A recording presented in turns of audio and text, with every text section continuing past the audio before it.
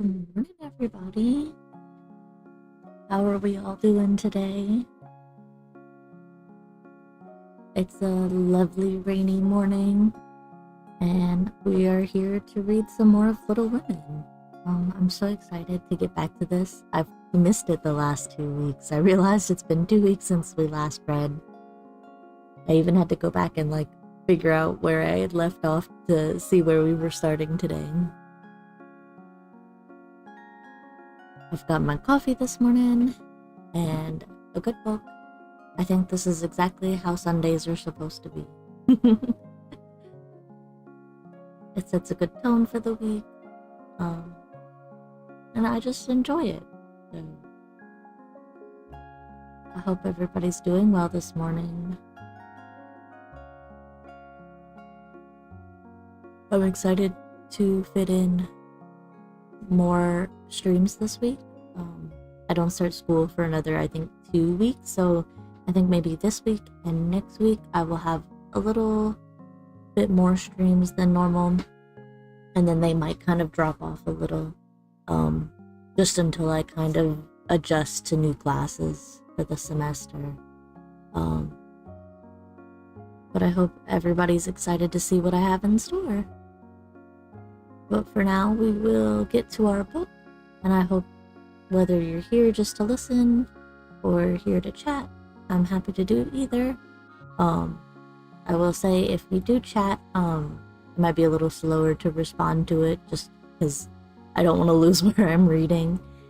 So either way, I appreciate the company. Okay, let's get to it then. Chapter 10, The PC and the PO. As spring came on, a new set of amusements became the fashion, and the lengthening days gave long afternoons for work and play of all sorts.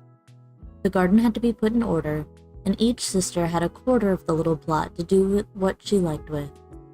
Hannah used to say, "I'd know which each of them gardens belonged to if I see 'em in Chinese," and so she might, for the girls' tastes differed as much as their characters.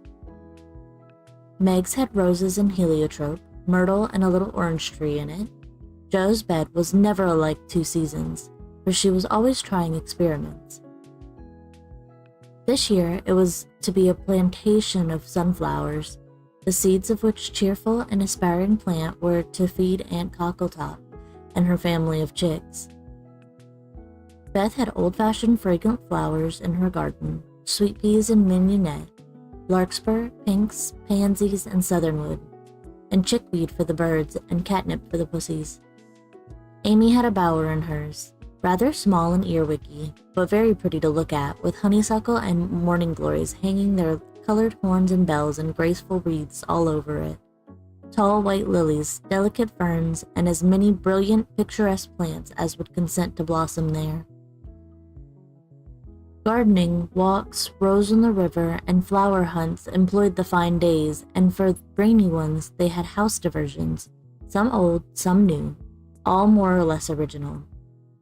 One of these was the PC, for as secret societies were the fashion, it was thought proper to have one. And as all of the girls admired Dickens, they called themselves the Pickwick Club. With a few interruptions, they had kept this up for a year, and met every Saturday evening in the big garret, on which occasions the ceremonies were as follows. 3 chairs were arranged in a row before a table on which was a lamp, also 4 white badges with a big PC in different colors on each, and the weekly newspaper called the Pickwick Portfolio, to which all contributed something, while Jo, who reveled in pens and ink, was the editor. At 7 o'clock, the 4 members ascended to the club room, tied their badges round their heads, and took their seats with great solemnity. Meg, as the eldest, was Samuel Pickwick, Jo, being of a literary turn, Augustus Snodgrass, Beth, because she was round and rosy, Tracy Tupman, and Amy, who was always trying to do what she couldn't, was Nathaniel Winkle.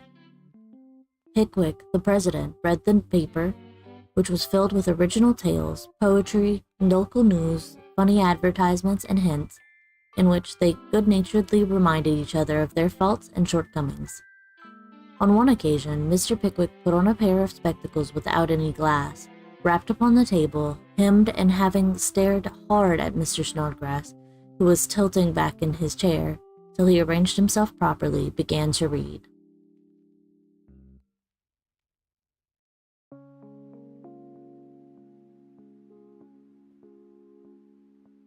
The Pickwick Portfolio, May 20th, 18. Poet's Corner, Anniversary Ode. Again we meet to celebrate, with badge and solemn rite, our 52nd anniversary in Pickwick Hall tonight. We all are here in perfect health, none gone from our small band. Again we see each well-known face, and press each friendly hand.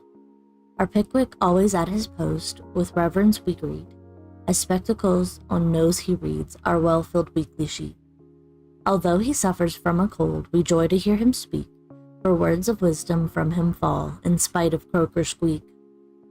Old 6-foot Snodgrass looms on high, with elephantine grace, and beams upon the company with brown and jovial face. Poetic fire lights up his eye, he struggles against his lot. Behold ambition on his brow, and on his nose a blot. Next our peaceful Tupman comes, so rosy, plump, and sweet, who chokes with laughter at the puns, and tumbles off his seat. Prim little Winkle, too, is here, with every hair in place, a model of propriety, though he hates to wash his face. The year is gone, we still unite, to joke and laugh and breed, and tread the path of literature, that doth to glory lead. Long may our paper prosper well, our club unbroken be, and coming years their blessings pour on the useful gay P.C. A. Snodgrass. The Masked Marriage, A Tale of Venice. Gondola after gondola swept up to the marble steps, and left its lovely load to swell the brilliant throng that filled the stately halls of Count Eidolon. Knights and ladies, elves and pages, monks and flower girls, all mingled gaily in the dance. Sweet voices and rich melody filled the air, and so with mirth and music the masquerade went on.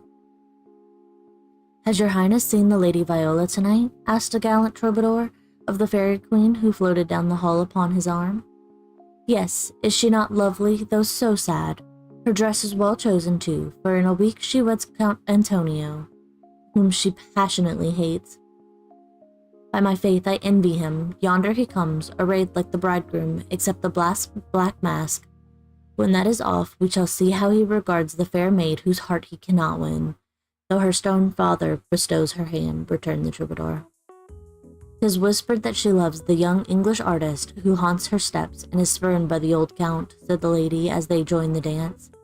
The revel was at its height when a priest appeared, and was drawing the young pair to an alcove hung with purple velvet.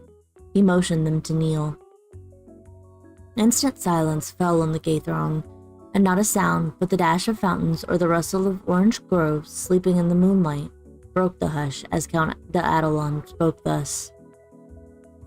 "My lords and ladies, pardon the ruse by which I have gathered you here to witness the marriage of my daughter.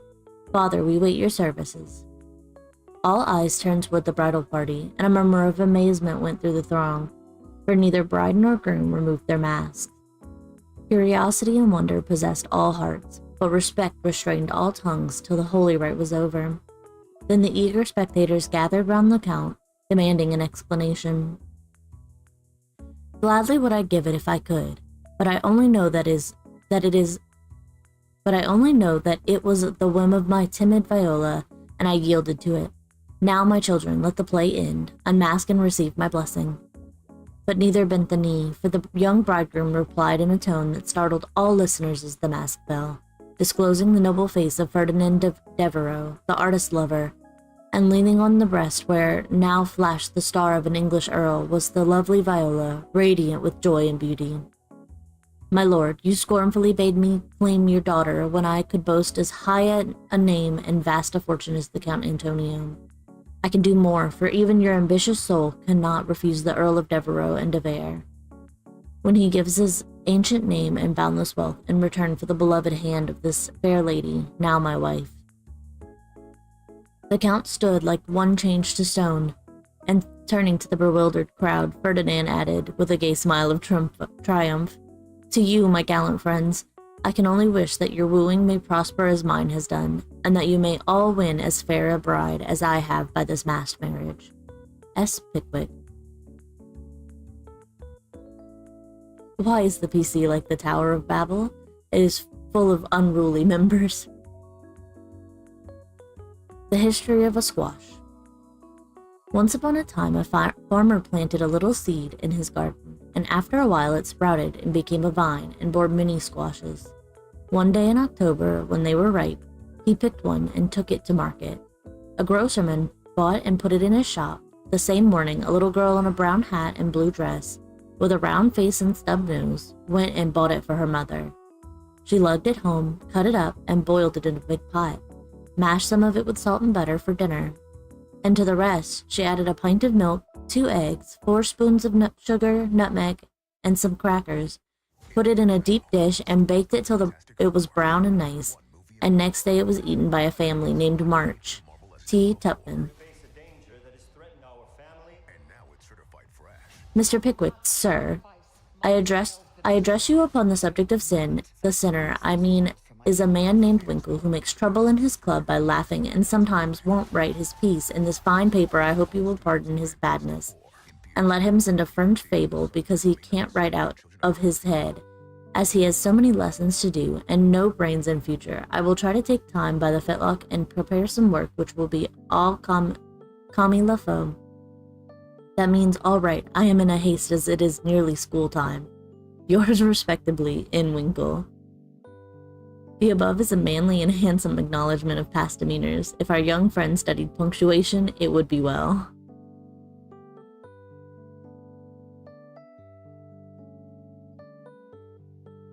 A sad accident. On Friday last, we were startled by a violent shock in our basement, followed by cries of distress. On rushing in a body to the cellar, we discovered our beloved president prostrate upon the floor, having tripped and fallen while getting wood for domestic purposes. A perfect scene of ruin met our eyes, for in his fall, Mr. Pickwick had plunged his head and shoulders into a tub of water, upset a keg of soft soap upon his manly form, and torn his garments badly. On being removed from this perilous situation, it was discovered that he had suffered no injury but several bruises, and we are happy to add he is now doing well. E.D. The public bereavement. It is our painful duty to record the sudden and mysterious disappearance of our cherished friend, Mrs. Snowball Patpaw. This lovely and beloved cat was the pet of a large circle of warm and admiring friends, for her beauty attracted all hearts, her graces and virtues endeared her to all hearts. Her beauty attracted all eyes, her graces and virtues endeared her to all hearts, and her loss is deeply felt by the whole community. When last seen, she was sitting at the gate, watching the butcher's cart, and it is feared that some villain, tempted by her charms, basely stole her. Weeks have passed, but no trace of her has been discovered, and we relinquish all hope, tie a black ribbon to her basket, set aside her dish, and weep for her as one lost to us forever. Good morning, Nick. Welcome in. A sympathizing friend sends the following gem. A lament for S.B. Patpaw. We mourn the loss of our little pet, and sigh o'er her hapless fate, for never more by the fire she'll sit, nor play by the old green gate. The little grave where her infant sleeps is 'neath the chestnut tree, but o'er her grave we may not weep, we know not where it may be. Her empty bed, her idle wall, will never see her more. No gentle tap, no loving purr, is heard at the parlor door. Another cat comes after her mice, a cat with a dirty face, but she does not hunt as our darling did, nor play with her airy grace. Her stealthy paws tread the very hall where Snowball used to play, but she only spits at the dogs our pet so gallantly drove away. She is useful and mild, and does her best, but she is not fair to see, and we cannot give her your place, dear, nor worship her as we worship thee. A.S. Advertisements. Miss Oranthy Bluggage The accomplished, strong-minded lecturer will deliver her famous lecture on women and her position at Pickwick Hall next Saturday evening after the usual performances. A weekly meeting will be held at Kitchen Place to teach young ladies how to cook. Hannah Brown will preside, and all are invited to attend. The Dustpan Society will meet on Wednesday next and parade in the upper story of the clubhouse. All members to appear in uniform and shoulder their brooms at 9 precisely. Mrs. Beth Bouncer will open her new assortment of dolls' millinery next week. The latest Paris fashions have arrived, and orders are respectfully solicited. A new play will appear at the Barnville Theater in the course of a few weeks, which will surpass anything ever seen on the American stage. The Greek Slave, or Constantine the Avenger, is the name of this thrilling drama. Hence, if SP didn't use so much soap on his hands, he wouldn't always be late at breakfast. AS is requested not to whistle in the street. TT, please don't forget Amy's napkin. NW must not fret because his dress was not 9 tucks. Weekly report. Meg, good. Joe, bad. Beth, very good. Amy, middling. As the president finished reading the paper, which I beg leave to assure my readers is a bona fide copy of one written by bona fide girls once upon a time. A round of applause followed, and then Mr. Snodgrass rose to make a proposition. Mr. President and gentlemen, he began, assuming a parliamentary attitude and tone, I wish to propose the admission of a new member, one who highly deserves the honor, would be deeply grateful for it, and would add immensely to the spirit of the club, the literary value of the paper, and be no end jolly and nice. I propose Mr. Theodore Lawrence as an honorary member of the PC. Come now, do have him. Joe's sudden change of tone made the girls laugh, but all looked rather anxious, and no one said a word as Snodgrass took his seat.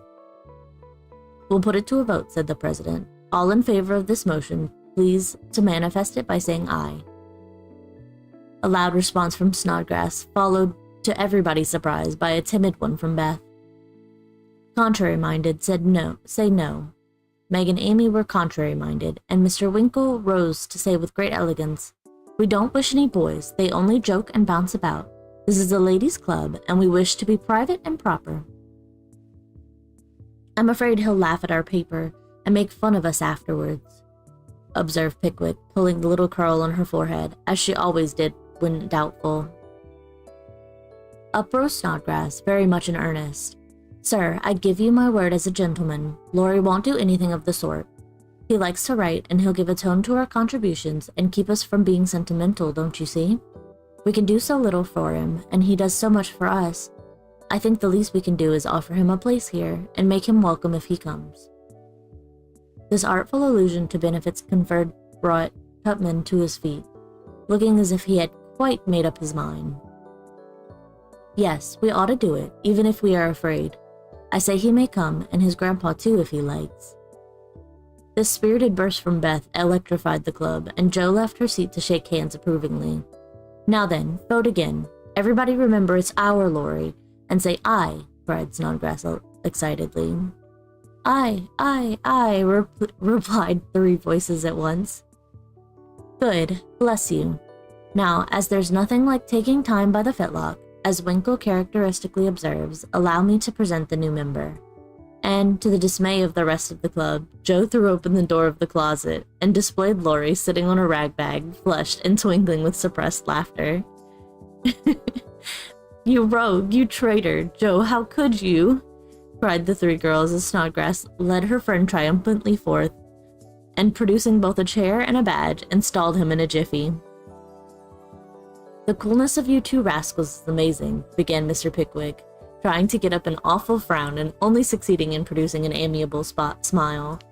But the new member was equal to the occasion, and rising with a grateful salutation to the chair, said in the most engaging manner, Mr. President and ladies, I beg pardon, gentlemen. Allow me to introduce myself as Sam Weller, a very humble servant of the club. Good, cried Joe, pounding with the handle of the old warming pan on which she leaned. My faithful friend and noble patron, continued Laurie with a wave of the hand, who has so flatteringly presented me, is not to be blamed for the base stratagem of tonight. I planned it, and she only gave in after lots of teasing. Come now, don't lay it all on yourself. You know I proposed the cupboard, broke in Snodgrass, who was enjoying the joke amazingly. Never mind what she says. I'm the wretch that did it, sir, said the new member with a well-rest nod to Mr. Pickwick. But on my honor, I never will do so again, and henceforth devote myself to the interest of this immortal club. Here, here, cried Joe, clashing the lid of the warming pan like a cymbal. Go on, added Winkle and Tupman, while the president bowed benignly. I merely wish to say that as a slight token of my gratitude for the honor done me, and as a means of promoting friendly relations between adjoining nations, I have set up a post office in the hedge in the lower corner of the garden, a fine, spacious building with padlocks on the doors, and every convenience for the males, also the females. If I may be allowed the expression, it's the old Martin house, but I've stopped up the door and made the roof open so it will hold all sorts of things and save our valuable time. Letters, manuscripts, books, and bundles can be passed in there, and as each nation has a key, it will be uncommonly nice, I fancy.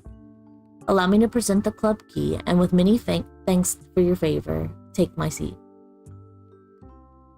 Great applause as Mr. Weller deposited a little key on the table and subsided. The warming pan clashed and waved wildly, and it was some time before order could be restored. A long discussion followed, and everyone came out surprising, for everyone did her best. So it was an unusually lively meeting, and did not adjourn till a late hour, when it broke up the 3 shrill cheers for a new member. No one ever regretted the admittance of Sam Weller, for a more devoted, well-behaved, and jovial member no club could have. He certainly did add spirit to the meetings and a tone to the paper, for his orations convulsed with his hearers, and his contributions were excellent, being patriotic, classical, comical, or dramatic, but never sentimental. Joe regarded them as worthy of Bacon, Milton, or Shakespeare, and remodeled her own works with good effect, she thought. The P.O. was a capital little institution, and flourished wonderfully, for nearly as many queer things passed through it as though the real post office. Tragedies and cravats, poetry and pickles, garden seeds and long letters, music and gingerbread, rubbers, invitations, scoldings, and puppies. The old gentleman liked the fun, and amused himself by sending odd bundles, mysterious messages, and funny telegrams, and his gardener, who was smitten with Hannah's charms, actually sent a love letter to Joe's care. How they laughed when the secret came out, never dreaming how many love letters that little post office would hold in the years to come. I'm gonna take a sip of my coffee.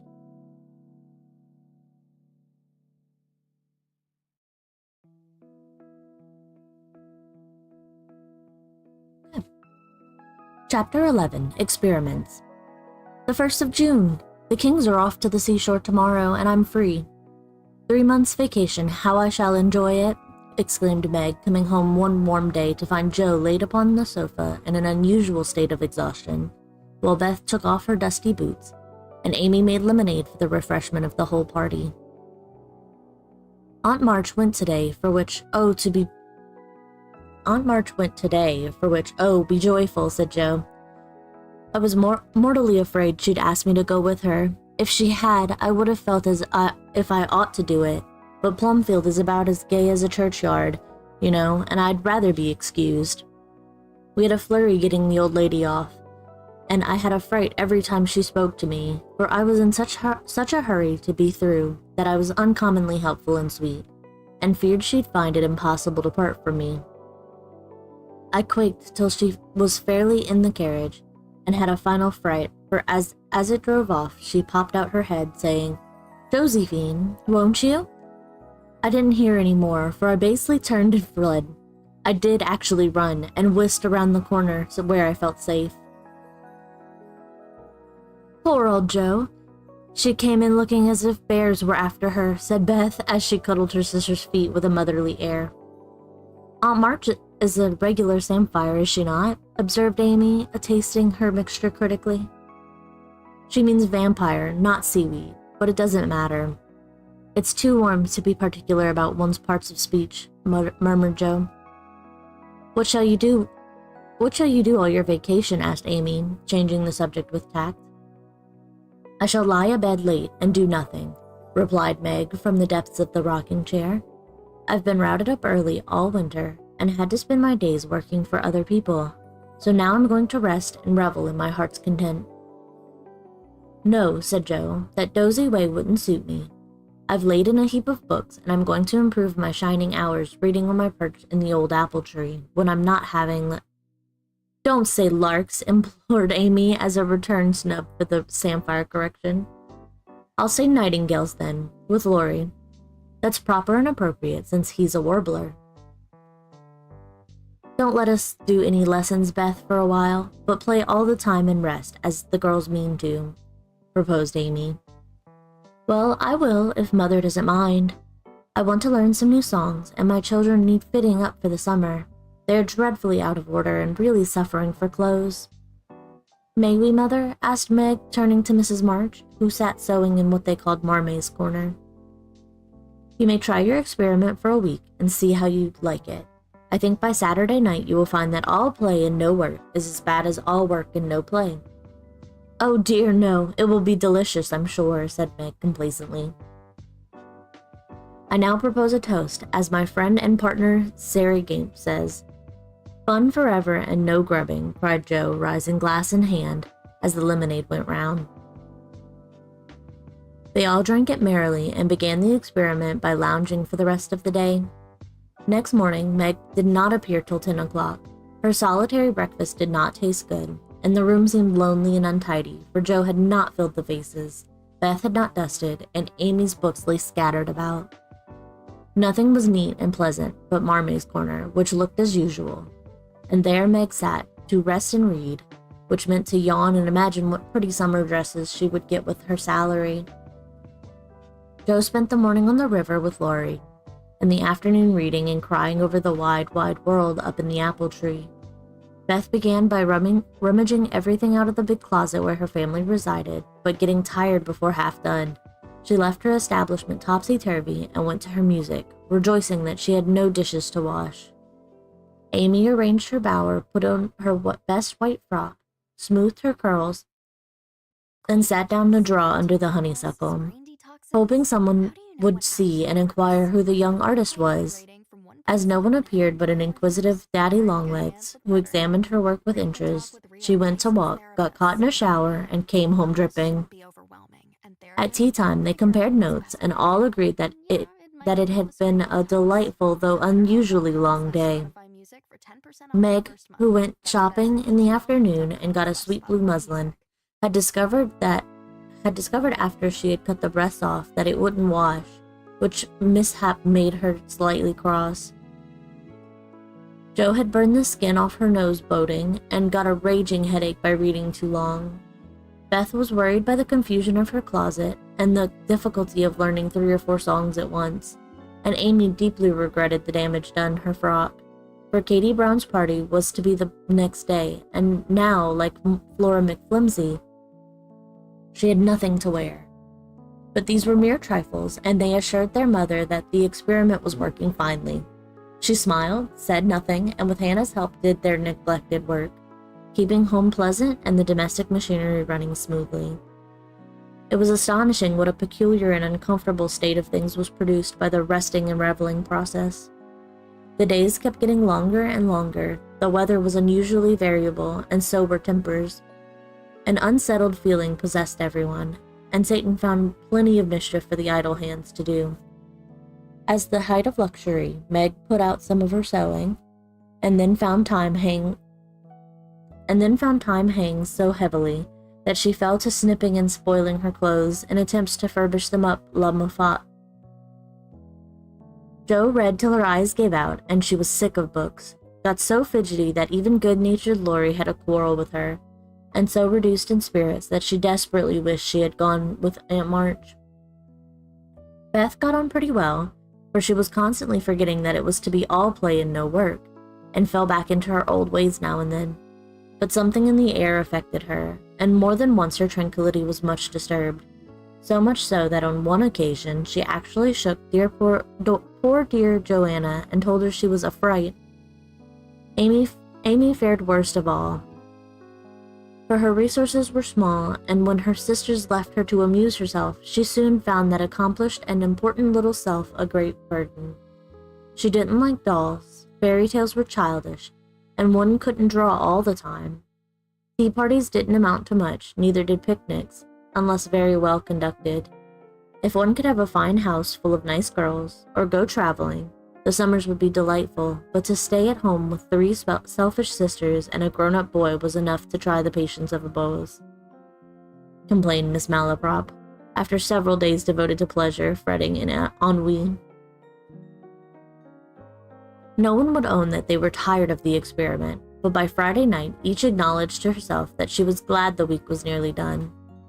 Hoping to impress the lesson more deeply, Mrs. March, who had a good deal of humor, resolved to finish off the trial in an appropriate manner, so she gave Hannah a holiday and let the girls enjoy the full effect of the play system. When they got up on Saturday morning, there was no fire in the kitchen, no breakfast in the dining room, and no mother anywhere to be seen. "Mercy on us, what has happened?" cried Jo, staring about her in dismay. Meg ran upstairs and soon came back again, looking relieved but rather bewildered, and a little ashamed. "Mother isn't sick, only very tired, and she says she is going to stay quietly in her room all day and let us do the best we can. It's a very queer thing for her to do, she doesn't act a bit like herself, but she says it has been a hard week for her, so we mustn't grumble but take care of ourselves." "That's easy enough, and I like the idea. I'm aching for something to do that is some new amusement, you know," added Jo quickly. In fact, it was an immense relief to them all to have a little work, and they took hold with a will, but soon realized the truth of Hannah's saying, "Housekeeping ain't no joke." There was plenty of food in the larder, and while Beth and Amy set the table, Meg and Jo got breakfast, wondering as they did why servants ever talked about hard work. I shall take some up to Mother, though she said we were not to think of her, for she'd take care of herself," said Meg, who presided and felt quite matronly behind this teapot. So a tray was fitted out before anyone began, and taken up with the cook's compliments. The boiled tea was very bitter, the omelet scorched, and the biscuits speckled with saleratus. But Mrs. March received her repast with thanks and laughed heartily over it after Jo was gone. "Poor little souls, they will have a hard time, I'm afraid, but they won't suffer, and it will do them good," she said, producing the more palatable viands with which she had provided herself, and disposing of the bad breakfast so that their feelings might not be hurt. A motherly little deception for which they were grateful. Many were the complaints below, and great the chagrin of head cook at her failures.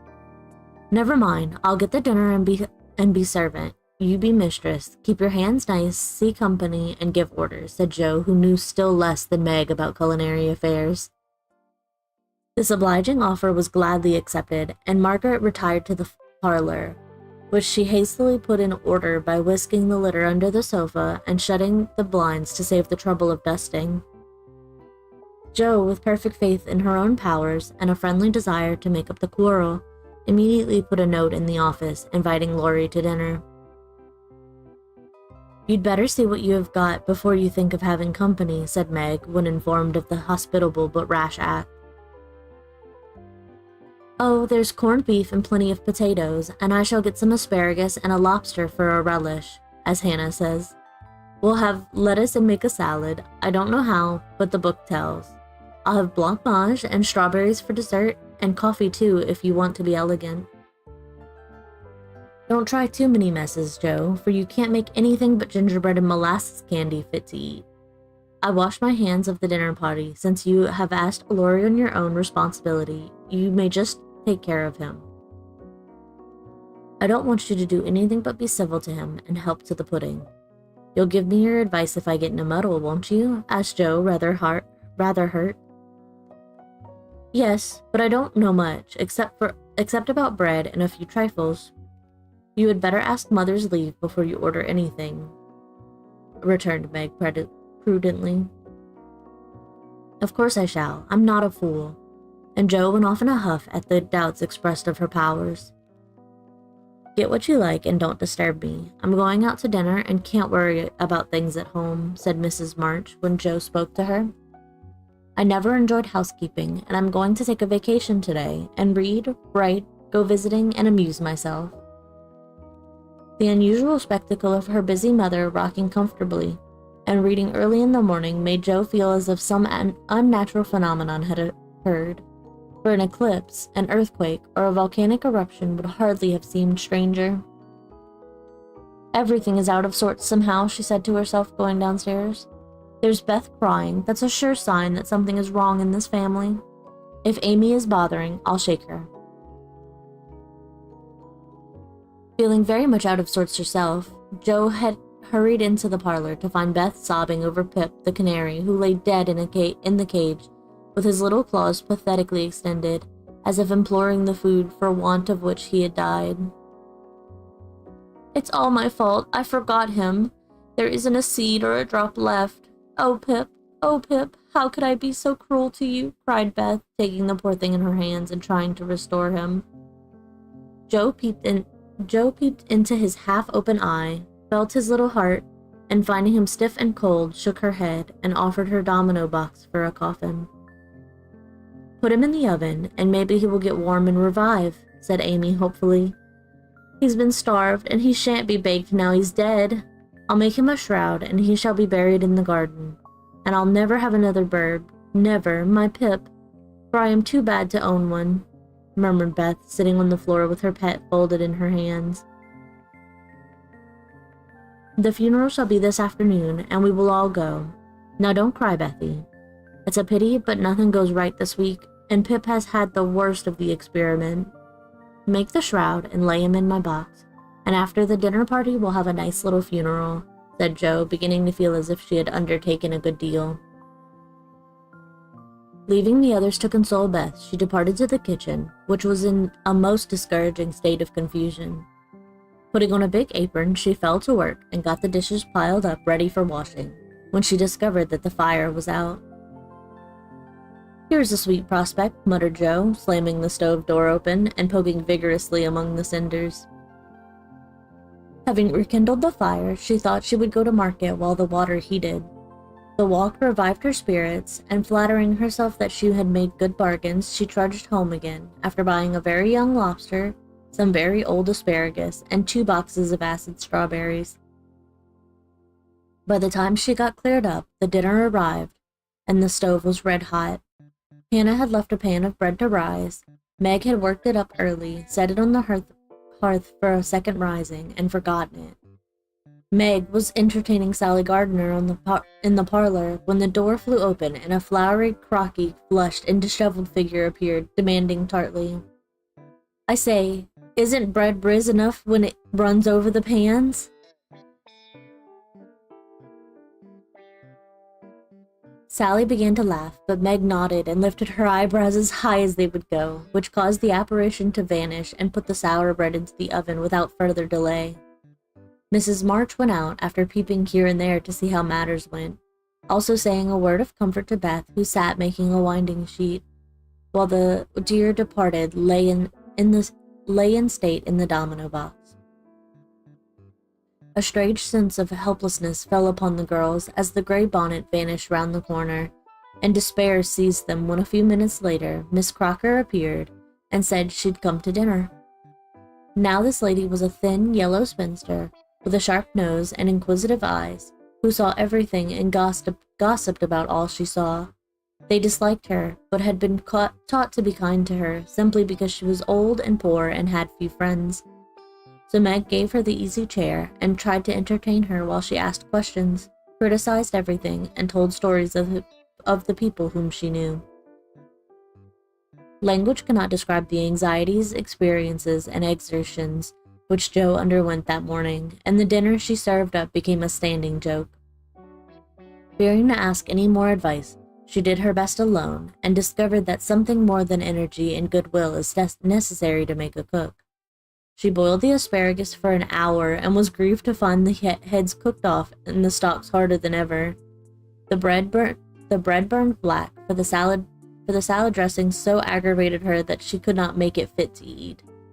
The lobster was a scarlet mystery to her, but she hammered and poked till it was unshelled and its meager proportions concealed in a grove of lettuce leaves. The potatoes had to be hurried, not to keep the asparagus waiting, and were not done at the last. The blancmange was lumpy, and the strawberries not as ripe as they looked, having been skillfully deaconed. Well, they can eat beef and bread and butter, if they are hungry, only it's mortifying to have to spend your whole morning for nothing, thought Jo as she rang the bell half an hour later than usual, and stood, hot, tired, and dispirited, surveying the feast spread before Laurie, accustomed to all sorts of elegance, and Miss Crocker, whose tattling tongue would report them far and wide. Poor Jo would gladly have gone under the table as one thing after another was tasted and left while Amy giggled. Meg looked distressed, Miss Crocker pursed her lips, and Laurie talked and laughed with all his might to give a cheerful tone to the festive scene. Jo's one strong point was the fruit, for she had sugared it well and had a pitcher of rich cream to eat with it. Her hot cheeks cooled a trifle, and she drew a long breath as the pretty glass plates went round, and everyone looked graciously at the little rosy islands forming in the sea of cream. Miss Crocker tasted first, made a wry face, and drank some water hastily. Jo, who refused, thinking there might not be enough, for they dwindled sadly after the picking over, glanced at Laurie, but he was eating away manfully, though there was a slight pucker about his mouth, and he kept his eyes fixed on his plate. Amy, who was fond of delicate fare, took a heaping spoonful, choked, hid her face in her napkin, and left the table precipitately. "Oh, what is it?" explained Jo, trembling. "Salt instead of sugar, and the cream is sour," replied Meg with a tragic gesture. Jo uttered a groan and fell back in her chair, remembering that she had given a last hasty powdering to the berries out of one of the 2 boxes in the kitchen table, and had neglected to put the milk in the refrigerator. She turned scarlet and was on the verge of crying when she met Laurie's eyes, which would look merry in spite of his heroic efforts. The comical side of the affair suddenly struck her, and she laughed till tears ran down her cheeks. So did everyone else, even Croaker, as the girls called the old lady, and the unfortunate dinner ended gaily with bread and butter, olives, and fun. "I haven't strength of mind enough to clear up now, so we will sober ourselves with a funeral," said Jo as they rose, and Miss Crocker made ready to go, being eager to tell a new story at another friend's dinner table. They did sober themselves for Beth's sake. Laurie dug a grave under the ferns in the grove. Little Pip was laid in, with many tears by his tender-hearted mistress, and covered with moss, while a wreath of violets and chickweed was hung on the stone, which bore his epitaph, composed by Jo while she struggled with the dinner. "Here lies Pip March, who died the 7th of June, loved and lamented sore, and not forgotten soon." At the conclusion of the ceremonies, Beth retired to her room, overcome with emotion and lobster, but there was no place of repose, for the beds were not made. She found her grief much assuaged by beating up the pillows and putting things in order. Meg helped Jo clear away the remains of the feast, which took half the afternoon, and left them so tired that they agreed to be contented with tea and toast for supper. Laurie took Amy to drive, which was a deed of charity, for the sour cream seemed to have had a bad effect upon her temper. Mrs. March came home to find the 3 older girls hard at work in the middle of the afternoon, and a glance at the closet gave her an idea of success of one part of the experiment. Before the housewives could rest, several people called, and there was a scramble to get ready to see them. Then tea must be got, errands done, and one of the 2 necessary bits of sewing neglected until the last minute.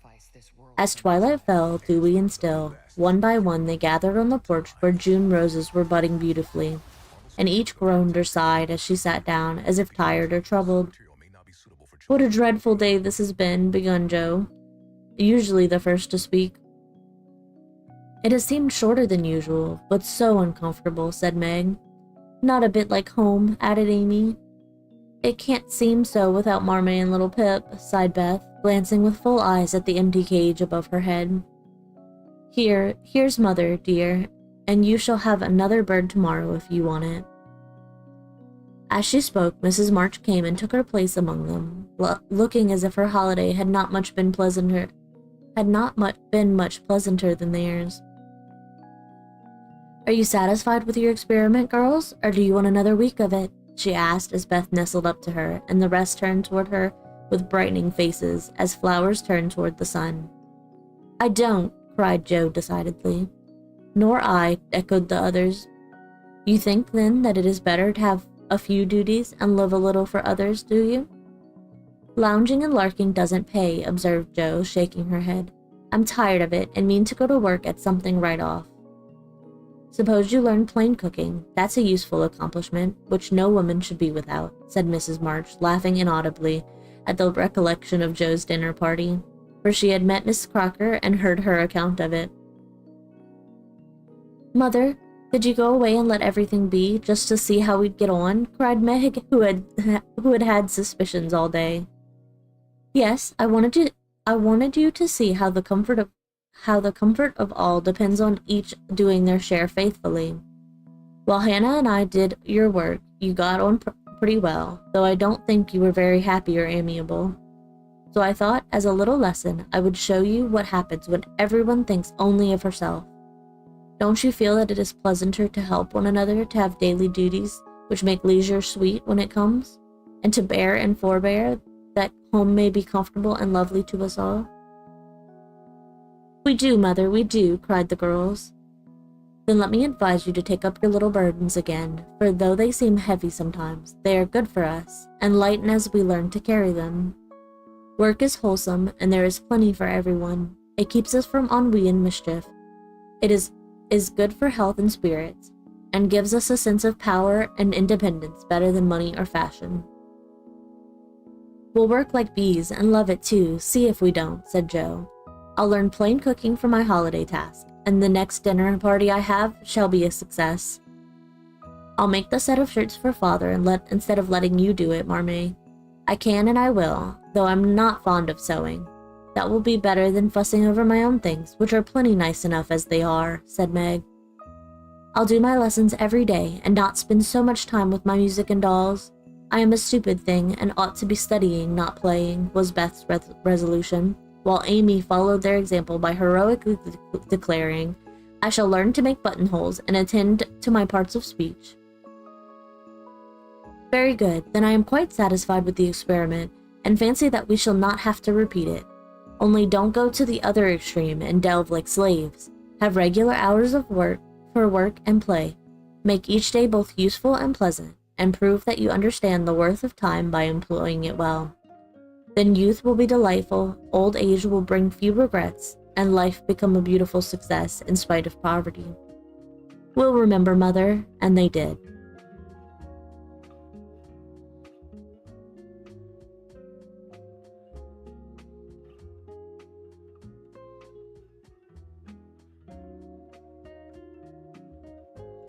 Chapter 12, Camp Lawrence. Beth was postmistress, for being most at home, she could attend to it regularly, and dearly liked the daily task of unlocking the little door and distributing the mail. One July day she came in with her hands full, and went about the house leaving letters and parcels like the penny post. Here's your posy, Mother. Laurie never forgets that, she said, putting the fresh nosegay in the vase that stood in Marmee's corner, and was kept supplied by the affectionate boy. Miss Meg March, one letter in a glove, continued Beth, delivering the articles to her sister, who sat near her mother, stitching wristbands. Why, I left a pair over there, and here is only one, said Meg, looking at the gray cotton glove. Didn't you drop the other in the garden? No, I'm sure I didn't, for there was only one in the office. I hate to have odd gloves. Never mind, the other may be found. My letter is only a translation of the German song I wanted. I think Mr. Brooke did it, for this isn't Laurie's writing. Mrs. March glanced at Meg, who was looking very pretty in her gingham morning gown, with the little curls blowing about her forehead, and very womanly she sat sewing at her little work table, full of tidy white rolls, so unconscious of the thought of her mother's mind as she sewed and sang, while her fingers flew and her thoughts were busied with girlish fancies as innocent and fresh as the pansies in her belt, that Mrs. March smiled and was satisfied. Hold on.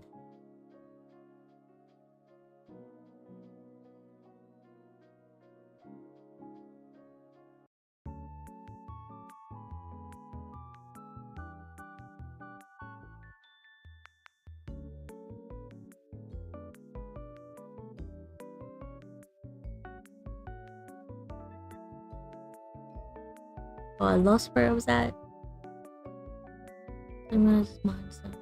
Fingers flew and her thoughts were busy with girlish fancies as innocent and fresh as the pansies in her belt, that Mrs. March smiled and was satisfied.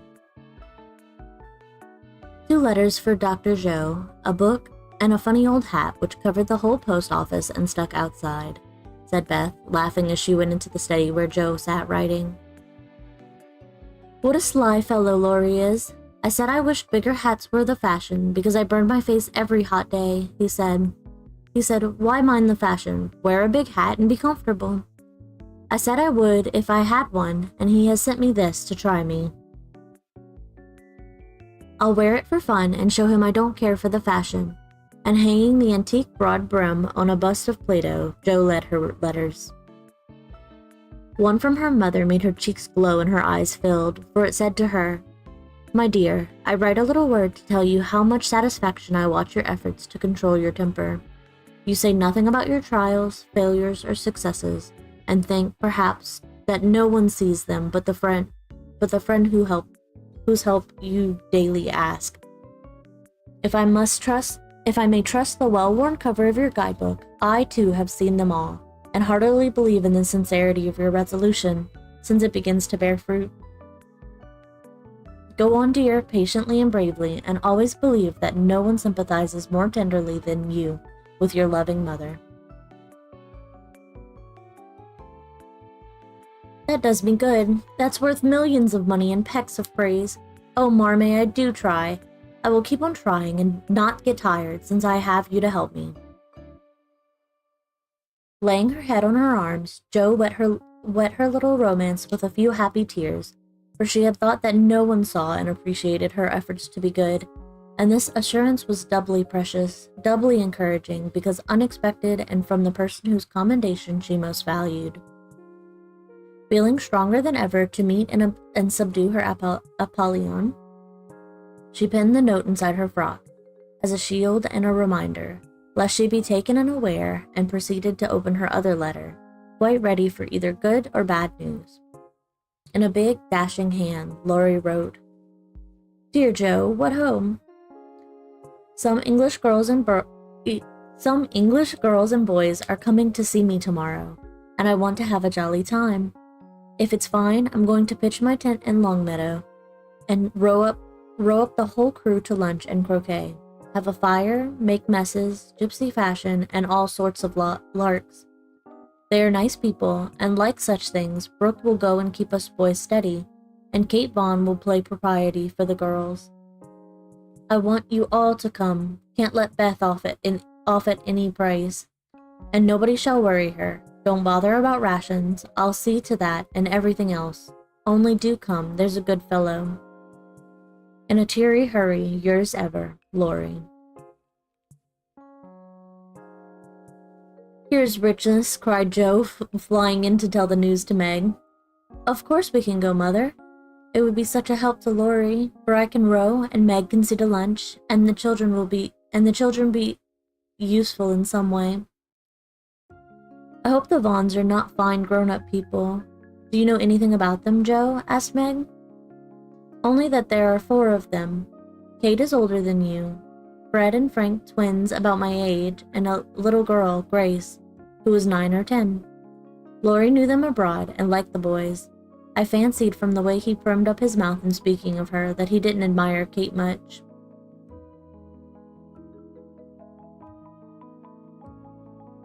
I'm so glad my French print is clean, and just have the It's just the thing, and so becoming, observed Meg complacently.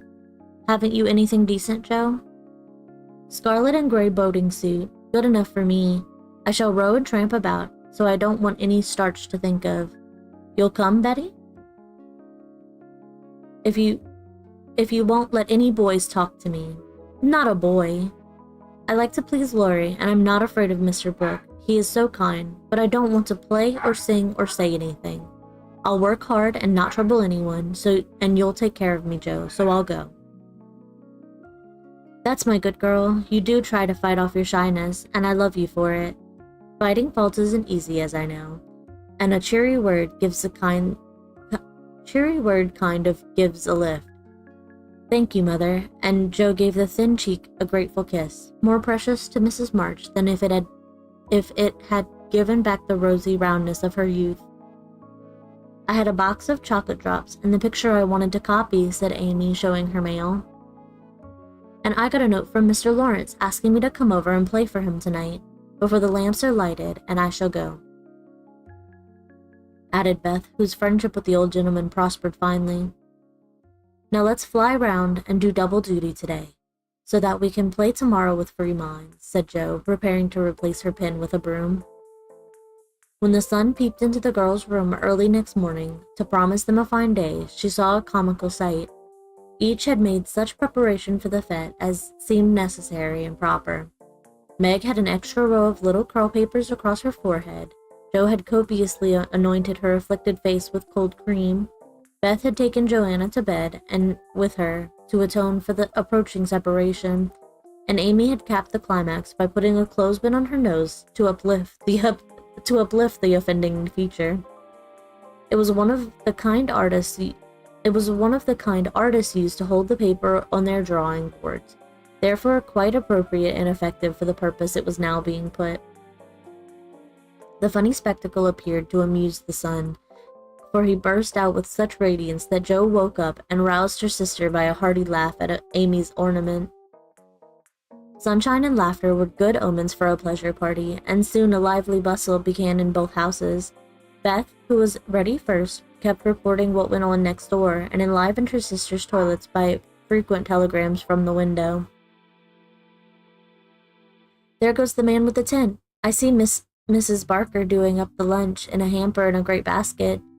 Now Mr. Lawrence is looking up at the sky and the weathercock. I wish he would go too. There's Laurie looking like a sailor. Nice boy. Oh, mercy me, here's a carriage full of people, a tall lady, a little girl, and two dreadful boys. One is lame, poor thing, he's got a crutch. Laurie didn't tell us that. Be quick, girls, it's getting late. Why, there's Ned Moffat, I do declare. Meg, isn't that the man who bowed to you one day when you were shopping? So it is. How queer that he should come. I thought he was at the mountains. There is Sally. I'm glad she got back in time. Am I all right, Joe? Cried Meg in a flutter. A regular daisy. Hold up your dress and put your hat on straight. It looks sentimental tipped that way, and will fly off at the first puff. Now then, come on. Oh, Joe, you are not going to wear that awful hat. It's too absurd. You shall not make a guy of yourself, remonstrated Meg, as Joe tied down with a red ribbon the broad-brimmed, old-fashioned leghorn Laurie had sent for a joke. I just will, though, for it's capital, so shady, light, and big. It will make fun, and I don't mind being a guy if I'm comfortable. With that, Joe marched straight away, and the rest followed, a bright little band of sisters, all looking their best in summer suits, with happy faces under the jaunty hat brims. Laurie ran to meet and present them to his friends in the most cordial manner. The lawn was the reception room, and for several minutes a lively scene was enacted there. Meg was grateful to see that Miss Kate, though 20, was dressed with a simplicity which American girls would do well to imitate, and who was much flattered by Mr. Ned's assurances that he came especially to see her. Joe understood why Laurie primmed up his mouth when speaking of Kate, for that young lady had a stand-off, don't-touch-me air, which contrasted strongly with the free and easy demeanor of the other girls. Beth took an observation of the new boys, and decided that the lame one was not dreadful, but gentle and feeble, and she would be kind to him on that account. Amy found Grace a well-mannered, merry little person, and after staring dumbly at one another for a few minutes, they suddenly became very good friends. Tents, lunch, and croquet utensils having been sent on beforehand, the party was soon embarked, and the two boats pushed off together, leaving Mr. Lawrence waving his hat on the shore. Laurie and Joe rowed one boat, Mr. Brooke and Ned the other, while Fred Vaughn, the riotous twin, did his best to upset both by paddling about in a wherry like a disturbed water bug. Joe's funny hat deserved a vote of thanks, for it was of general utility. It broke the ice in the beginning by producing a laugh. It created quite a refreshing breeze, flapping to and fro as she rowed, and would make an excellent umbrella for the whole party. If a shower came up, she said. Miss Kate decided that she was odd, but rather clever, and smiled upon her from afar. Meg, in the other boat, was delightfully situated, face to face with the rowers, who both admired the prospect and feathered their oars with uncommon skill and dexterity. Mr. Brooke was a grave, silent young man, with handsome brown eyes and a pleasant voice.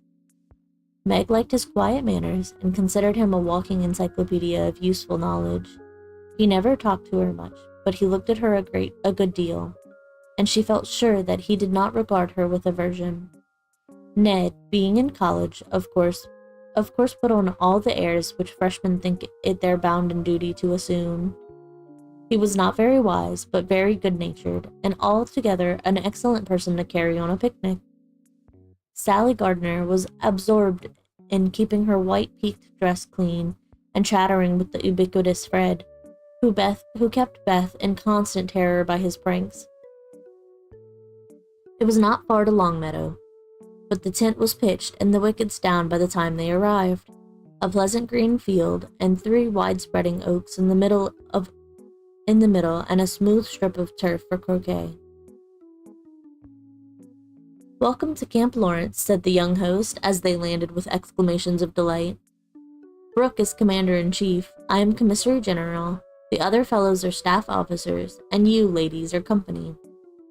The tent is for your especial benefit, and that oak is your drawing room. This is the mess room, and the third is the camp kitchen. Now let's have a game before it gets hot, and then we'll see about dinner." Frank, Beth, Amy, and Grace sat down to watch the game played by the other 8. Mr. Brooke chose Meg, Kate, and Fred. Laurie took Sally, Joe, and Ned. The English played well, but the Americans played better, and contested every inch of the ground as strongly as if the spirit of '76 inspired them. Joe and Fred had several skirmishes, and once narrowly escaped high words. Joe was through the last wicket, and had missed the stroke, which failure ruffled her a good deal. Fred was close behind her, and his turn came before hers. He gave a stroke, his ball hit the wicket, and stopped an inch on the wrong side. No one was very near, and running up to examine, he gave it a sly nudge with his toe, which put it just an inch on the right side. "I'm through. Now, Miss Joe, I'll settle you and get in first," cried the young gentleman, swinging his mallet for another blow. "You pushed it. I saw you. It's my turn now," said Joe sharply. "Upon my word, I didn't move it. It rolled a bit, perhaps, but that is allowed. So stand off, please, and let me have a go at the stake."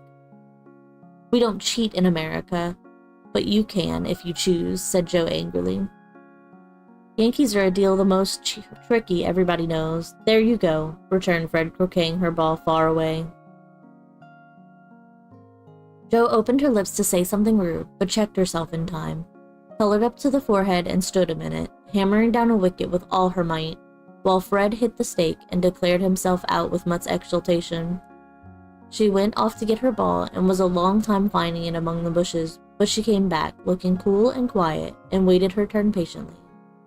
It took several strokes to regain the place she had lost, and when she got there, the other side had nearly won, for Kate's ball was the last but one and lay near the stake.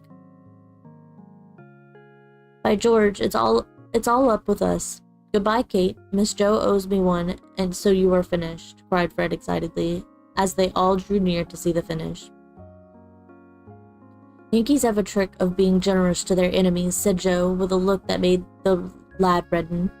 Especially when they beat them, she added, as leaving Kate's ball untouched, she won the game by a clever stroke.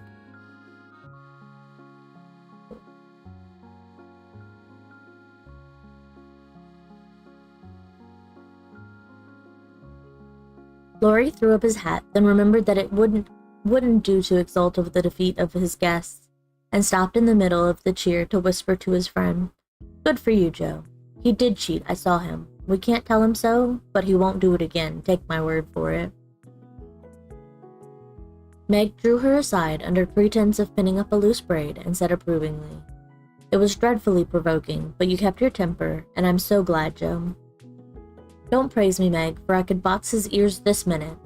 I should certainly have boiled over if I hadn't stayed among the nettles till I got my rage under control enough to hold my tongue. It's simmering now, so I hope he'll keep out of my way," returned Joe, biting her lips as she glowered at Fred from under her big hat. "Time for lunch," said Mr. Brooke, looking at his watch. "Commissary General, will you make the fire and get water while Miss March, Miss Sally, and I spread the table? Who can make good coffee?" "Joe can," said Meg, glad to recommend her sister.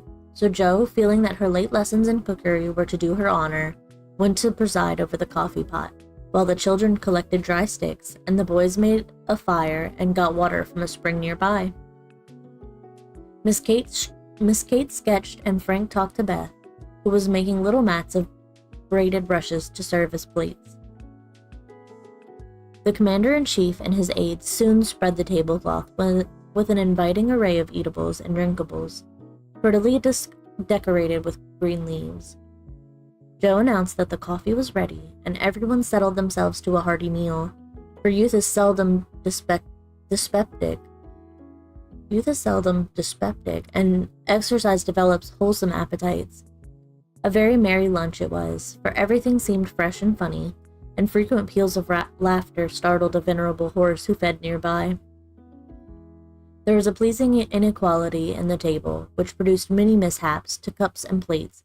Acorns dropped in the milk, little black ants partook of the refreshments without being invited, and fuzzy caterpillars swung down from the tree to see what was going on. 3 white-headed children peeped over the fence, and an objectionable dog barked at them from the other side of the river with all his might and main.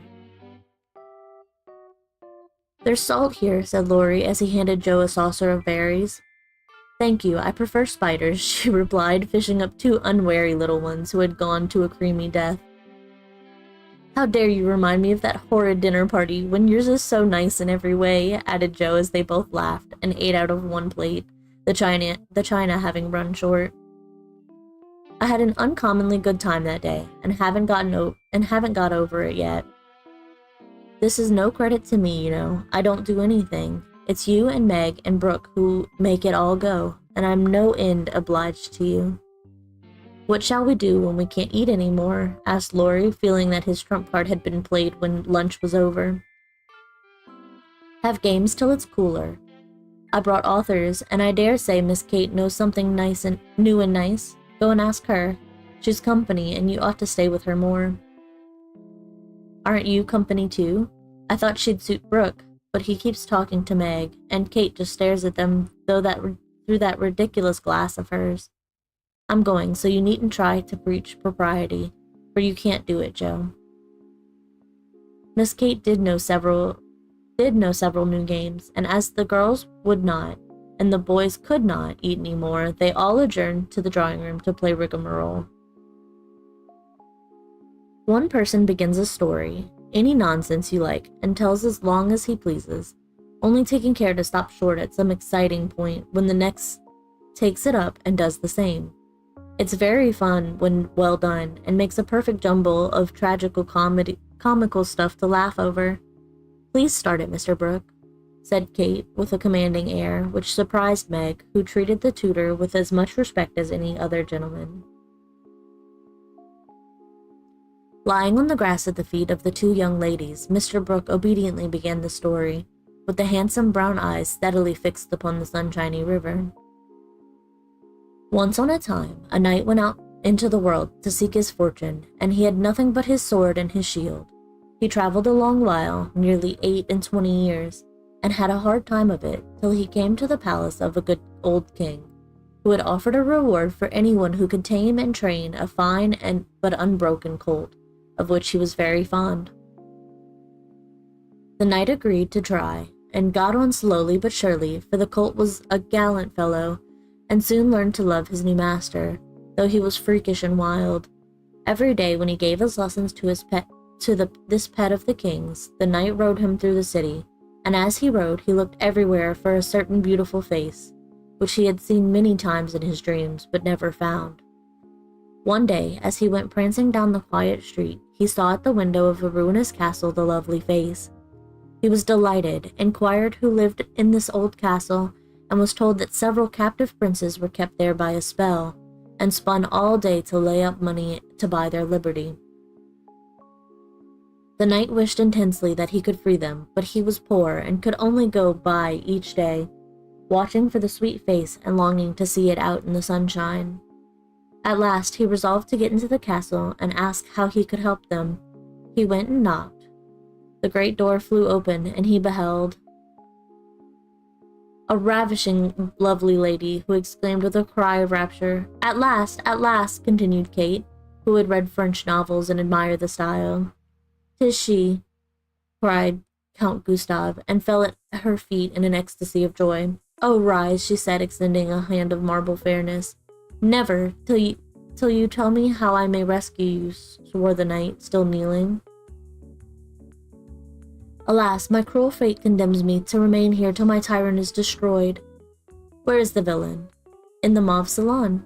Go, brave heart, and save me from despair." "I obey, and return victorious or dead." With these thrilling words, he rushed away, and flinging open the door of the mauve salon, was about to enter, when he received a stunning blow from the big Greek lexicon, which an old fellow in a black gown fired at him, said Ned. Instantly, Sir What's-his-name recovered himself, pitched the tyrant out of the window, and turned to join the lady, victorious, but with a bump on his brow, found the door locked, and tore up the curtains, made a rope ladder, got halfway down when the ladder broke, and he went headfirst into the moat 60 feet below. Could swim like a duck, paddled round the castle till he came to a little door guarded by two stout fellows, knocked their heads together till they cracked like a couple of nuts, then, by a trifling exertion of his prodigious strength, he smashed in the door, went up a pair of stone steps covered with dust a foot thick, toads as big as your fist, and spiders that would frighten you into hysterics, Miss March.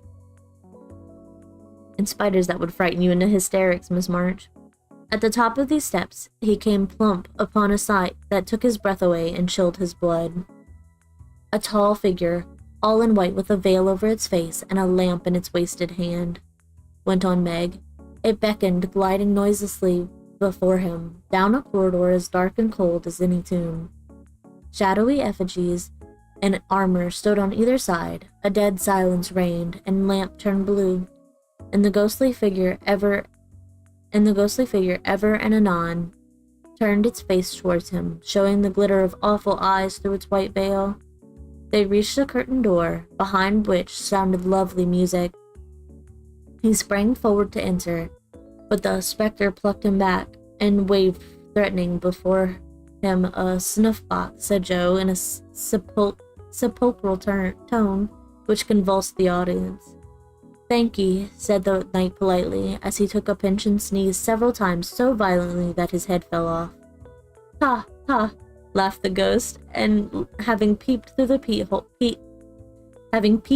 keyhole at the princesses spinning away for dear life, the evil spirit picked up her victim and put him in a large tin box, where there were 11 other knights packed together without their heads, like sardines, who all rose and began to dance a hornpipe, cut in Fred, and as Joe paused for breath, and as they danced, the rubbishly old castle turned to a man-of-war in full sail. "Up with the jib, reef the topsail halyards, helm hard alee, and man the guns," roared the captain, as a Portuguese pirate hove in sight, with a flag black as ink flying from her foremast. "Go in and win, my hearties," said the captain, and a tremendous fight began. Of course the British beat, they always do. No, they don't, cried Joe aside. Having taken the pirate captain prisoner, sailed slapped over the schooner, whose decks were piled high with dead and whose lee scuppers ran blood. For the order had been cutlasses and die hard. Boatswain's mate, take a bite of the flying jib sheet, and start this villain if he doesn't confess his sins double quick, said the British captain. The Portuguese held his tongue like a brick and walked the plank, while the jolly tars cheered like mad. But the sly dog dived, came up under the man-of-war, scuttled her, and down she went, with all sail set, to the bottom of the sea, where— "Oh gracious, what shall I say?" cried Sally, as Fred ended his rigmarole, in which he had jumbled together pell-mell nautical phrases and facts out of one of his favorite books. Well, they went to the bottom, and a nice mermaid welcomed them, but was much grieved to find finding the box of headless knights, and kindly pickled them in brine, hoping to discover the mystery about them, for being a woman she was curious. By and by, a diver came down, and the mermaid said, "I'll give you a box of pearls if you can take it up," for she wanted to restore the poor things to life, and couldn't raise the heavy load herself. So the diver hoisted it up, and was much disappointed on opening it to find no pearls. He left it in a great lonely field, where it was found by a little goose girl, who kept 100 fat geese in the field, said Amy when Sally's invention gave out. The little girl was sorry for them, and asked an old woman what she should do to help them. "Your geese will tell you, they know everything," said the old woman. So she asked what she should use for new heads, since the old ones were lost, and all the geese opened their 100 mouths and screamed. "Cabbages," continued Laurie promptly. "Just the thing," said the girl, and ran to get 12 fine ones from her garden. She put them on, the knights revived at once, thanked her, and went on their way rejoicing, never knowing the difference, for there were so many other heads like them in the world that no one thought anything of it. The knight in whom I'm interested went back to find a pretty face, and learned that the princesses had spun themselves free and all gone and married, but one. He was in a great state of mind that, and mounting the colt, who stood by him through thick and thin, rushed to the castle to see which was left. Peeping over the hedge, he saw the queen of his affections picking flowers in her garden. "Will you give me a rose?" he said. "You must come and get it. I can't come to you, it isn't proper," she said, as sweet as honey. He tried to climb over the hedge, but it seemed to grow higher and higher. Then he tried to push through, but it grew thicker and thicker, and he was in despair, so he patiently broke twig after twig, till he had made a little hole through which he peeped, saying imploringly, "Let me in, let me in." But the pretty princess did not seem to understand, for she picked her roses quietly and left him to fight his way in. Whether he did or not, Frank will tell you. "I can't. I'm not playing. I never do," said Frank, dismayed at the sentimental predicament out of which he was to rescue the absurd couple. Beth had disappeared behind Joe, and Grace was asleep. "So the poor knight is left to be sticking in the hedge, is he?" asked Mr. Brooke, still watching the river and playing with the wild rose in his buttonhole. "I guess the princess will give him a posy and open the gate after a while," said Laurie, smiling to himself, as he threw acorns at his tutor. "What a piece of nonsense we have made. With practice, we might do something quite clever. Do you know Truth?" "I hope so," said Meg soberly. "The game, I mean." What is it?" said Fred. "Why, you pile up your hands, choose a number, and draw out in turn, and the person who draws at the number has to answer truly any question put by the rest. It's great fun."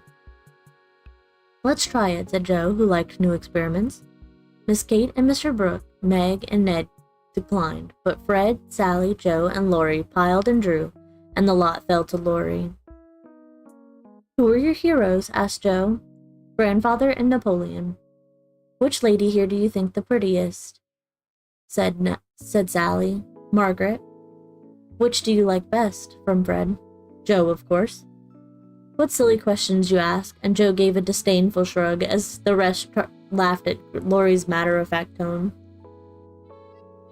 "Try again. Truth isn't a bad game," said Fred. It's a very good one for you, retorted Jo in a low voice. Her turn came next. What is your greatest fault? Asked Fred, by way of testing in her the virtue he lacked himself. A quick temper. What do you most wish for? Said Laurie.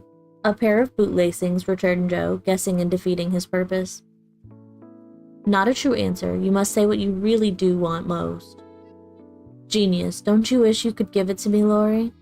And she slyly smiled in his disappointed face. What virtues do you most admire in a man? Asked Sally. Courage and honesty. Now my turn, said Fred, as his hand came last. Let's give it to him, whispered Laurie to Jo, who nodded and asked at once. Didn't you cheat at croquet? Well, yes, a little bit. Good. Didn't you take your story out of the Sea Lion? Said Laurie. Rather. Don't you think the English nation perfect in every respect? Asked Sally. I should be ashamed of myself if I didn't. He's a true John Bull. Now, Miss Sally, you shall have a chance without waiting to draw. I'll harrow up your feelings first, and ask if you don't think you are something of a flirt, said Laurie, as Jo nodded to Fred as a sign that peace was declared. You impertinent boy! Of course I'm not, exclaimed Sally, with an air that proved the contrary. What do you hate most? Asked Fred. Spiders and rice pudding. What do you like best? Asked Jo. Dancing and French gloves. Well, I think truth is a very silly play. Let's have a sensible game of authors to refresh our minds, proposed Jo. Ned, Frank, and the little girls joined in this, and while it went on, the three elders sat apart talking. Miss Kate took out her sketch again, and Margaret watched her, while Mr. Brooke lay on the grass with a book, which he did not read. How beautifully you do it. I wish I could draw, said Meg, with mingled admiration and regret in her voice. Why don't you learn? I should think you had taste and talent for it, replied Miss Kate graciously. I haven't time. Your mamma prefers other accomplishments, I fancy. So did mine, but I proved to her that I had talent by taking a few lessons privately, and that she was quite willing I should go on. Can't you do the same with your governess? I have none. I forgot young ladies in America go to school more than with us. Very fine schools they are too, Papa says. You go to a private one, I suppose? I don't go at all. I am a governess myself.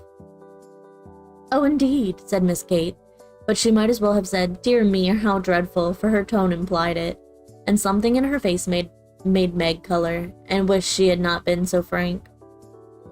Mr. Brooke looked up and said quickly, young ladies in America love independence as much as their ancestors did, and are admired and respected for supporting themselves.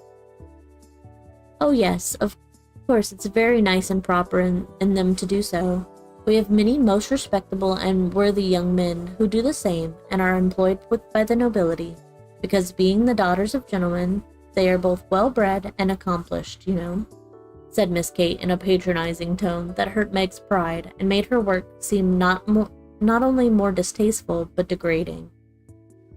Did the German song suit Miss March? Inquired Mr. Brooke, breaking an awkward pause. Oh yes, it was very sweet, and I'm much obliged to whoever translated it for me. And Meg's downcast face brightened as she spoke. Don't you read German? Asked Miss Kate with a look of surprise. Not very well. My father, who taught me, is away, and I don't get on very fast alone, for I've no one to correct my pronunciation. Try a little now. Here is Schiller's Mary Stuart and a tutor who loves to teach. And Mr. Brooke laid his book on her lap with an inviting smile. It's so hard I'm afraid to try, said Meg, grateful but bashful in the presence of the accomplished young lady beside her. I'll read a bit to encourage you, and Miss Kate read one of the most beautiful passages in a perfectly correct but perfectly expressionless manner.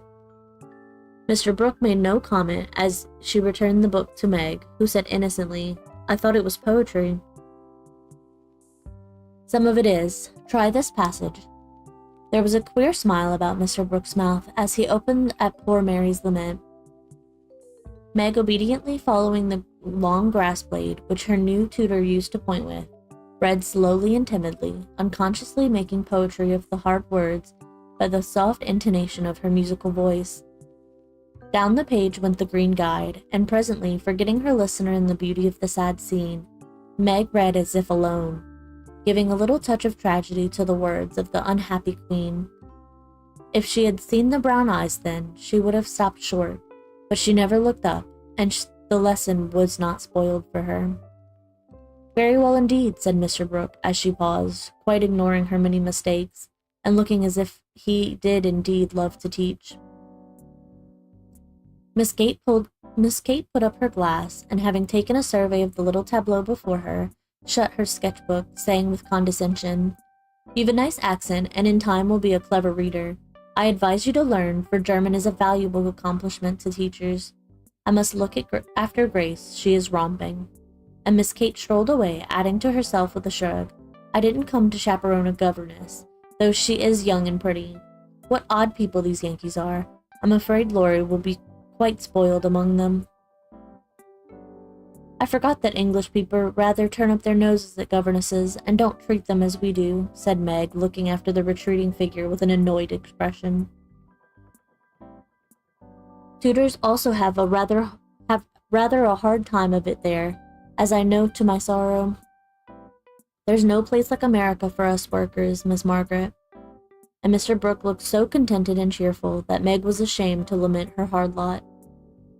"I'm glad I live in it then. I don't like my work, and I get a good deal of satisfaction out of it after all, so I won't complain. I only wished I liked teaching as you do." "I think you would if you had Laurie for a pupil." "I shall be very sorry to lose him next year," said Mr. Brooke, busily punching holes in the turf. "Going to college, I suppose?" Meg's lips asked of the question, but her eyes added, "And what becomes of you?" "Yes, it's high time he went, for he is ready, and as soon as he is off, I shall turn soldier. I am needed." "I am glad of that," exclaimed Meg. "I should think every young man would want to go, though it is hard for the mothers and sisters who stay at home," she added sorrowfully.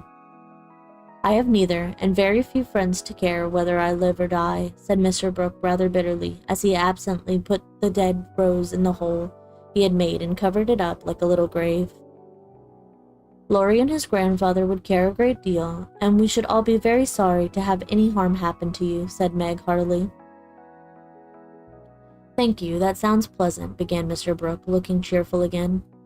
But before he could finish his speech, Ned, mounted on the old horse, came lumbering up to display his equestrian skill before the young ladies, and there was no more quiet that day. "Don't you love to ride?" asked Grace of Amy, as they stood breasting after a race round the field with the others, led by Ned. "I dote upon it. My sister, Meg, used to ride when Papa was rich, but we don't keep any horses now, except Ellen Tree," added Amy, laughing. "Tell me about Ellen Tree. Is it a donkey?" asked Grace curiously. "Why, you see, Joe is crazy about horses, and so am I. But we've only got an old side saddle and no horse. Out in our garden is an apple tree that has a nice low branch, so Joe put the saddle on it, fixed some reins on the part that turns up, and we bounce away on Ellen Tree whenever we like." "How funny," laughed Grace. "I have a pony at home, and ride nearly every day in the park with Fred and Kate. It's very nice, for my friends go too, and the row is full of ladies and gentlemen." "Dear, how charming. I hope I shall go abroad some day, but I'd rather go to Rome than the row," said Amy, who had not the remotest idea what the row was, and wouldn't have asked for the world. Frank, sitting just behind the little girls, heard what they were saying, and pushed his crutch away from him with an impatient gesture, as he watched the active lads going through all sorts of comical gymnastics. Beth, who was collecting the scattered author cards, looked up and said, in her shy yet friendly way, "I'm afraid you are tired. Can I do anything for you?" "Talk to me, please. It's dull sitting by myself," answered Frank, who had evidently been used to being made much of at home. If he asked her to deliver a Latin oration, it would not have seemed a more impossible task to bashful Beth. But there was no place to run to, no Joe to hide behind now, and the poor boy looked so wistfully at her that she bravely resolved to try. "What would you like to talk about?" she asked, fumbling over the cards, and dropping half as she tried to tie them up. "Well, I'd like to hear about cricket and boating and hunting," said Frank, who had not yet learned to suit his amusements to his strength. My heart, what shall I do? I don't know anything about them, thought Beth, and forgetting the boy's misfortune in her flurry, she said, hoping to make him talk. I never saw any hunting, but I suppose you know all about it. I did once, but I can never hunt again, for I got hurt leaping a confounded 5-barred gate. So there are no more horses and hounds for me, said Frank with a sigh that made Beth hate herself for her innocent blunder. Your deer are much prettier than our ugly buffaloes, she said, turning to the prairies for help and feeling glad that she had read one of the boys' books in which Joe delighted. Buffaloes proved soothing and satisfactory, and in her eagerness to amuse another, Beth forgot herself and was quite unconscious of her sister's surprise and delight at the unusual spectacle of Beth talking away at one of the dreadful boys against whom she had begged protection. Bless her heart, she pities him, so she is good to him, said Joe, beaming at her from the croquet ground. I always said she was a little saint, added Meg, as if there could be no further doubt of it. I haven't heard Frank laugh so much for ever so long, said Grace to Amy, as they sat discussing dolls and making tea sets out of the acorn cups. My sister Beth is a very fastidious girl, when she likes to be, said Amy, well pleased at Beth's success. She meant fascinating, but as Grace didn't know the exact meaning of either word, fastidious sounded well and made a good impression. An impromptu circus, fox and geese, and an amicable game of croquet finished the afternoon. At sunset, the tent was struck, hampers packed, wickets pulled up, boats loaded, and the whole party floated down the river, singing at the tops of their voices. Ned, getting sentimental, warbled a serenade with the pensive refrain. Alone, alone, ah woe, alone. And at the lines, we are young, we each have a heart. Oh, why should we stand thus coldly apart? He looked at Meg with such a lackadaisical expression that she laughed outright and spoiled his song. How can you be so cruel to me? He whispered under cover of a lively chorus. You've kept close to that starched-up Englishwoman all day, and now you snub me. I didn't mean to, but you looked so funny I really couldn't help it, replied Meg, passing over the first part of his reproach, for it was quite true that she had shunned him, remembering the Moffat party and the talk after it. Ned was offended and turned to Sally for consolation, saying to her rather pettishly, There isn't a bit of flirt in that girl, is there? Not a particle, but she's a dear, returned Sally, defending her friend, even while confessing her shortcomings. She's not a stricken deer anyway, said Ned, trying to be witty, and succeeding as well as very young gentlemen usually do. On the lawn where it had gathered, the little party separated with cordial goodnights and goodbyes, for the Vaughns were going to Canada. As the four sisters went home through the garden, Miss Kate looked after them, saying, without the patronizing tone in her voice, in spite of their demonstrative manners, American girls are very nice when one knows them. I quite agree with you, said Mr. Brooke. Screen detoxes? How do you know what actually works? Okay, I think we're gonna call it there. My throat is giving out on me today. But that's okay. Next time we read, we will start with chapter 13. I haven't decided, so this is our third time reading the book. I don't know if maybe we want to take a little break and read something else, or just continue with this. I kind of just want to continue with this. I think it'll be fine. We'll see. I have some games that I'm looking forward to playing this week. And then if we do end up reading this, I'm excited to read this. And if we don't, I have something. We'll probably play like a visual novel. But I haven't decided if I want to finish the book and then play the visual novel, or like mix it up a little. We'll see. Whatever piques my fancy, I guess. But that's okay. That's all for today. I thank you for bearing with my ads and my music, because I don't have the extra money. love this idea of reading books for us. Yes, it's something I've always wanted to do, and it took me a little bit of research to figure out like what I could read copyright-wise. I'm really enjoying it. It's a book that I have always wanted to read and just haven't gotten the chance to, so I thought it would be good to share with everybody. I'm really enjoying it so far. I'm loving getting to know the March sisters. If I had to pick a favorite, I think I really do like Meg a lot, the oldest sister. And then of course Beth is always a good one. I like her. So, but honestly, all of them, I love seeing just their little quirks and things. It's so nice to get to know them. So, but yeah, I'm having a really good time with this, and I hope everybody that joins me is too. So yeah. Well, I hope to see everybody throughout the week for the few games that I'm playing. I will have the schedule out later today at some point. It will not be late like it was last week. That was extenuating circumstances. But yeah, so I hope everybody has a good day. I hope you have a good week, and I hope to see you all soon. Thank you again for joining me, and I hope y'all have a good one. Bye bye.